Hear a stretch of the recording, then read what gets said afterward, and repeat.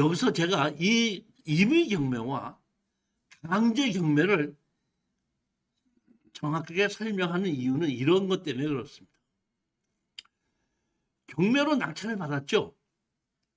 우리 수강생 중에서 예전에 교수님 이번에 교수님이 추천한 거 낙찰 받았는데 2등하고요 70만 원 차이에 아슬아슬하게 이겼습니다. 오늘 수강생 남으신 분들은 전부 다 제가 맥주 한 잔 쏘겠습니다. 맥주 먹고 나면은 꼭 취해야 됩니다. 왜냐하면은 임의경매는 잔금 내기 전에 채무를 갚아버리면 취하가 되는 겁니다. 그러니까 내가 낙찰 받았더라도 잔금을 낼 때까지는 내게 아닌 거예요. 내게 될 수 있는 확률이 높아졌다. 가격은 맞았다 이런 얘기죠.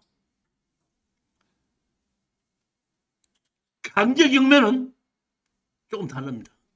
강제경매는 임의경매는 그냥 바로 경매로 집어넣죠. 강제경매는 집어넣을 때 뭘 받아야 된다 그랬죠? 판결문을 받아야 된다 그랬죠. 판결문을 받아가지고 경매로 집어넣죠. 경매로 집어넣는데 돈을 갚아야 될 것 같으면 판결문 내기 전에 갚아야 돼? 판결문 나니까 갚아야 돼? 그렇기 때문에 강제경매가 판결문 나서 경매를 시키고 난 다음에 돈을 갚아서 취하시키면은 낙찰자의 동의를 얻어야 됩니다. 그때는 아까는 임의경매는 술을 먹고 났는데 취하가 되니까 술값 건질 방법이 없어요. 근데 강제경매는 술 먹었죠. 술 먹었더니 술값이 얼마나 나왔어? 100만 원 나왔죠. 100만 원 나왔는데 빚을 갚았어. 그러면 빚을 갚아 취하시키려면 취하시킬 사람이 낙찰자한테 와서 동의서를 받아야 돼요.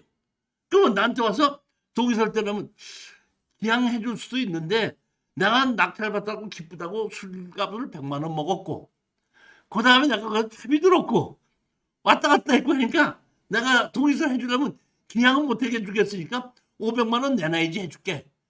이럴 수 있다 이런 얘기예요. 근데 내가 500만 원이라고 그러면은 그냥 그 사람이 500만 원 주고 취해 동의서를 받아갈 수 있는데 내가 욕심이 생겨서 얼마를 해달라 해서 2천만 원 줘. 이럴 수가 있죠. 너무 많다 생각했을 때는 그분이 그 돈을 적당한 금액을 공탁을 시켜놓고 그리고 취하시킬 수도 있습니다. 반드시 그러니까 낙찰자한테 동의를 받아야 되는 것이 원칙이지만 낙찰자한테 동의를 받지 않으면 공탁을 시켜놓고도 적당한 금액 이거를 이제 소송을 하게끔 되면 공탁금을 얼마 걸으라고 그러거든요. 공탁금 걸으면 취하를 시켜주고 진행을 시킬 수도 할 수 있다. 그러니까 너무 많은 금액을 요구해서는 안 된다는 겁니다. 그러니까 강제경매와 임의경매의 차이점은 임의경매는 잔금 내기 전에 채무를 갚으면은 취하가 되거든요. 그러니까 법원에서 연락이 와요. 입찰보증금 찾아가라고. 강제경매는 낙찰을 받으면은 취하를 시키려면 낙찰자한테 찾아와서 동의서를 구합니다. 그러면 일정 금액을 받고 동의서 도장을 찍어주면 며칠 있다가 입찰보증금 찾아가라고 연락이 온다는 것이 강제경매와 임의경매의 차이점입니다. 따라서 여러분은 경매를 물건을 고를 때 제일 먼저 금액이 작은 경우에 이게 취하가 될 수 있다는 작은 금액이라고 할 때는 임의경매면은 아무것도 나한테 남는 것이 없다. 강제경매는 취하가 되면은 나한테 그래도 남는 것이 있을 것이다. 이렇게 권리분석하는데 이게 가장 특수경매 기본이 여기서부터 시작이 됩니다. 강제경매냐 임의경매냐 취하가 될 것이냐 공정에서 매수가 들어올 것이냐 이런 얘기입니다. 이게 가장 기본입니다.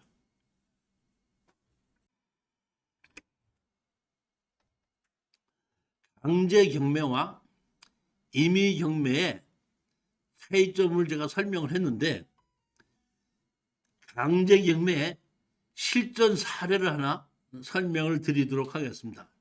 이것은 제가 이 부산에 가서 부산에 있는 분에게 제가 추천 물건을 하고 설명을 했는데 그분은 이 저한테 오기 전에 이미 경매를 한 4, 5년 이상을 하셨던 분이에요. 그랬다가 저한테 왔는데 제가 이게 설명을 하니까 금방 알아듣고 금방 이해를 하고 바로 이게 그러니까 저한테다가 교수님 제가 한 교수님한테다가 5년치 배울 거는 이거 한 건으로 제가 등록금 다 뽑았습니다. 그 저한테 와서 한 2달 정도? 2달? 석 달 정도 강의 딱 듣고 난 다음에 이거 해치웠습니다 하고 한 실전 사례가 이겁니다. 그러니까 그 이분은 정확하게 이해한 거예요. 자 보십시오. 2018-3840인데 충청남도 보령시 성주면 성주리 133- 외 4필지에서 토지 지분만 넣은 겁니다. 건물은 매각제입니다. 여기 보면 이 누구라는 사람이 있는데 공유자죠. 건물은 매각제입니다. 공유자 이성진이 점유하고 있으며 옛날 물건을 파는 골동품을 운영하고 있다. 점유인 이성진. 그럼 이성진이 누구냐면은 여기 보시게끔 되면은 상속자들이 이렇게 많죠. 상속자 중에서 이성진이라는 이 사람이 실질적으로 점유를 하고 주인 노릇을 하고 있습니다. 제가 지분 경매를 들어갈 때는 제일 먼저 제가 여러분에게 조사하라는 것이 뭐죠? 누가 주인 노릇을 하고 있는가? 그 주인 노릇을 하고 있는 사람이 어느 정도의 경제력이 있는가? 그거를 먼저 파악을 하고 현장 답사를 갔을 때 그거 파악부터 하고 입찰에 들어가라고 그런 겁니다. 여기는 이성진이가 42분의 7을 갖고 있는 이 사람이 주인 노릇을 하고 있는데 경매로 나온 것은 42분의 14. 이 사람이 갖고 있는 건 뭐야? 2배가 되는 겁니다. 이거 보시게끔 되면 42분의 3, 40분의 2 있고 40분의 7이죠. 14죠. 이 얘기는 무슨 얘기냐면 42분의 2가 3개는 요거는 3, 2, 2는 다시 합치면 7이죠. 그러면 42분의 7이 되는 거죠. 즉 이 얘기는 뭐냐면 이상옥, 이용학, 이인혜는 상속자의 상속자입니다. 무슨 얘기인지 아시겠죠? 그러니까 실질적인 주인 노릇은 이성진이가 하고 있는 겁니다. 근데 이성진인데 이성훈이는 52년생이고 이성진은 54년생이죠. 그럼 바로 밑에 동생이 주인 노릇을 하고 있는 겁니다. 자, 그런데 여기 보면 이렇게 땅 필지가 4필지죠. 이 사람이 아까 골동품을 팔고 있다 했죠. 이런 걸 팔고 있죠. 그 다음에 이런 걸 팔고 있죠. 집이 있죠. 그렇죠? 자, 그러면 우리는 이 성문의 땅을 낙찰받았죠. 이 성문이가 땅을 낙찰을 받으니까 42분의 14를 우리가 낙찰을 받았죠. 42분의 14를 낙찰 받은 사람이 할 수 있는 권한은 뭡니까? 뭐를 할 수 있냐면 제일 먼저 할 수 있는 것이 일단은 민법에 의해서 공유를 갖고 있을 때는 분할을 요구할 수 있다 이렇게 돼 있죠. 분할을 요구할 수 있다. 자 그러면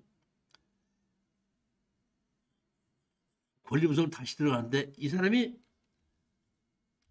빚을 얼마를 졌죠? 700만 원이죠. 그러면 아까 이성진이가 공유자였는데 이성진이가 주인 노릇을 하고 있죠.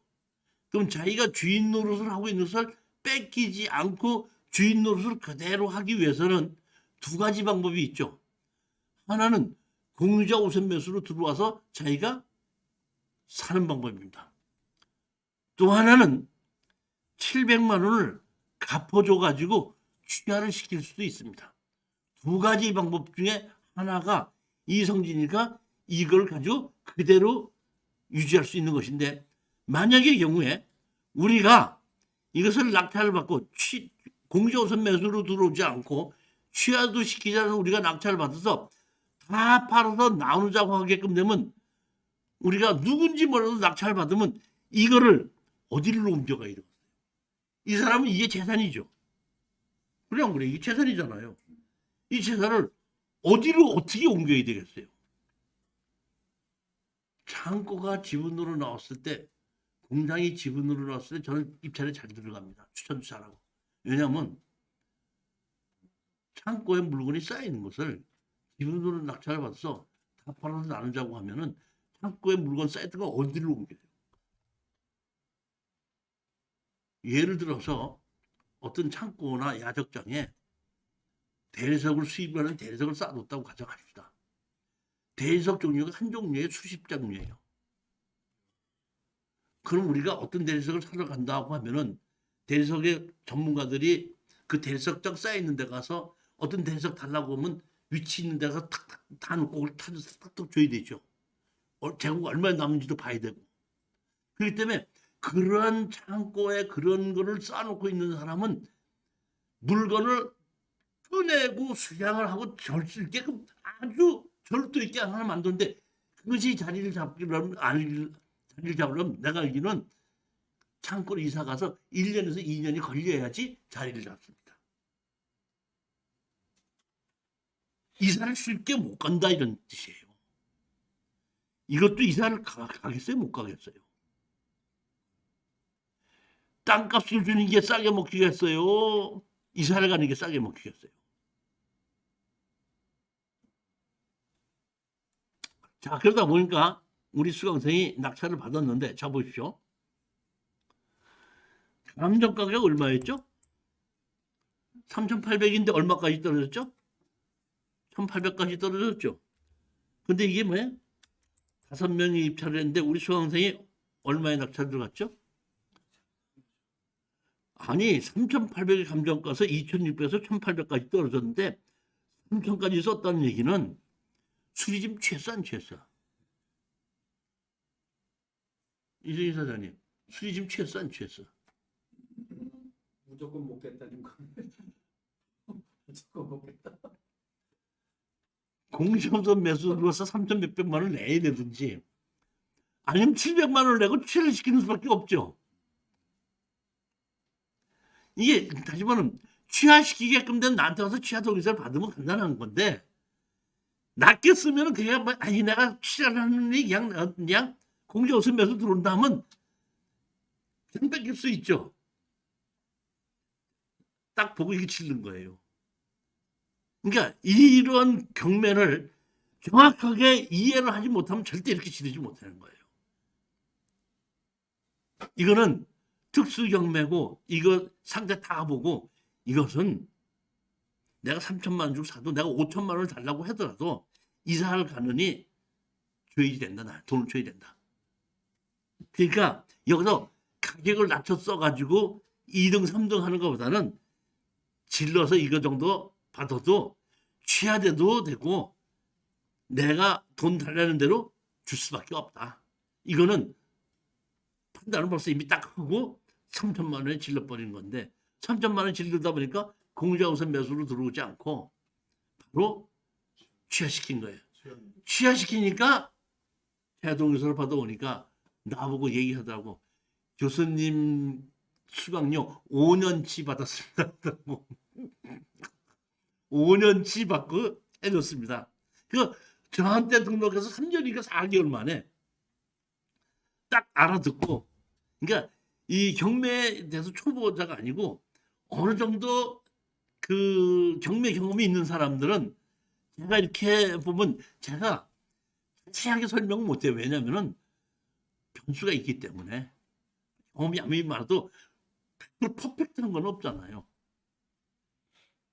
그 때문에 제가 뭐 자세히 설명은 못하지만은 조금 아시는 분들은 아 이거는 얼마 정도의 질러도 어떻게 돼도 이건 돈이 될 수밖에 없겠다 하는 것을 본인이 현장을 한번 가서 보는 거고 현장을 가서 보고 그 다음에 현장을 가서 상태를 한번 보고 그 다음에 보는 게 뭘 보냐면 근처에 이장이나 근처 사람한테 거기에 현장의 주인 노릇을 하는 사람이 어떤 사람이다 어떤 것이다 하는 것을 주변 사람이 아 그 사람 내가 미천의 문제를 그랬더니 그게 경매로 나왔다. 그 사람이 그렇게 돈이 없지 않은데 그 사람께 왜 경매가 나왔지?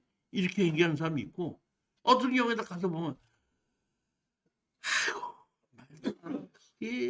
그 아들놈의 새끼가 그게 사고를 쳐갖고 그게 그렇게 만들어 놓고 지금 뭐야? 유치장 가 있어. 그 노인네 보면 너무 불쌍해. 이거는 들어가도 능력이 없는 겁니다. 그러니까 반드시 이런 것은 그냥 서류만 이렇게 됐다고 했을 때는 현장 답사를 갔는데 제가 현장 답사 가라는 것은 현장을 보라는 것뿐만이 아니라 현재 주인 노릇을 하고 있는 사람이 경제력이 어느 정도쯤 되는지를 주변 사람한테 듣고 거기까지 알아서 같이 결정을 해야 된다. 그런 얘기입니다. 그거에 의해서 입찰 가격을 쓰는 거예요. 그러니까 절대로 권리 분석만 보고서 입찰 가격을 결정하는 것은 이제 제가 절대로 리무진이 오니까 지르지 말라고 얘기하는 이유는 뭐냐면 몇 번 떨어지고 나서 보게끔 되면 몇 개월 지나면은 보이기 시작해. 아, 이건 내가 입찰하기 전에 이거 한번 가서 알아보고 해야 되겠구나 해서 딱 자신 있으면 조금 질러도 돼. 근데 그런 것까지 아직 모르는 사람, 내가 이거를 현장을 갔을 때 뭐라 해야지 모르시는 분들에게는 절대 내가 지르지 말라고 하는 겁니다. 다 계단이 있어서 올라가듯이 5번, 6번, 7번이 떨어지고 나야지 보이기 시작합니다. 그렇기 때문에 저는 그분이 계속해서 경매로 성공하기 위해서는 낙찰을 받기보다는 떨어지기를 바라요. 6, 7번 떨어지고 나면은 자기가 깨닫습니다. 내가 강의를 해서가 아니라 본인 스스로가 깨달을 줄 알아야 돼요. 이해가 가셨죠? 이것이 특수경매, 그 다음에 임의경매와 강제경매의 차이점이라는 얘기고 이것이 특수경매의 가장 입문입니다.